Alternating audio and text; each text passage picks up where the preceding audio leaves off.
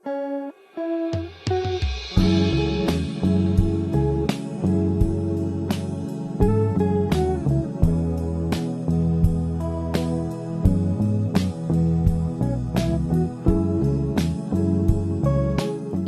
Malti tal-Arti, Xjenza u t-Teknoloġija nnieda l-ewwel edizzjoni ta' Campus Sajf taħt id-direzzjoni ta' Christian De Bono, festival li inkorpora arti multidisciplinarji f'ambjent studentesk fl-akwati tal-Emkast.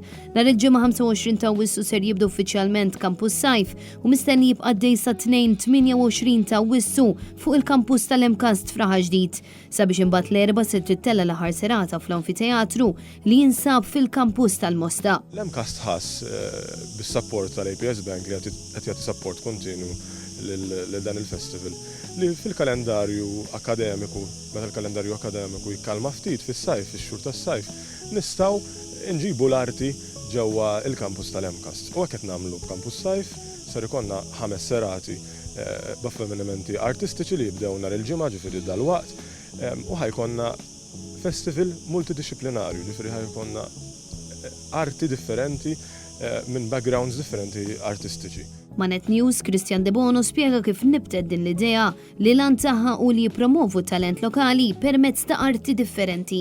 Nibdew bl-ewwel serata b'Żizza u Marija, Żizza magħruf għal band il-Brodu, fej Żizza u Marija ser ikunu qed jagħmlu covers ta' kanzunetti Maltin biex nippuxxjaw l-idea li Malta għandna repertorju ta' kanzunetti u nkunu nistgħu narġgħu nagħtu l-ħajja b'mod differenti bil-covers li ħamlu Żizza u Marija. Fit-tieni serata għandna etikett ta' Teatru Malta, dan huwa teatru improvvizzat bis-sfin, eċitanti ħafna u se jkun hemm element ta' AI, Artificial Intelligence, ġifieri daw se jkreaw biċċa xogħol spontanja, improvvizzata, skont il-prompts li ħajatu l-AI. Fit-tielet serata għandna lil Sean Borch, kantawtur bravu ħafna li qed jikteb is-songs tiegħu stess u dalwaqt joħroġ album, li ser jiftaħ għal Jazz Psyla Hinge Project, li huwa proġett ta' mużika jazz fusion.